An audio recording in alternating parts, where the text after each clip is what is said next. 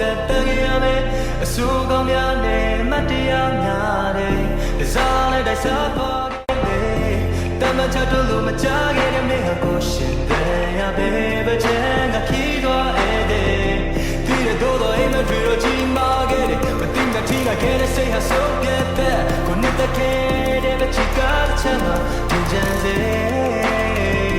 ဒီစားတော့မညီများလို့ခွဲထုတ်ပြလိုက်တော့မယ်ဒီညဖို့ပြီးစား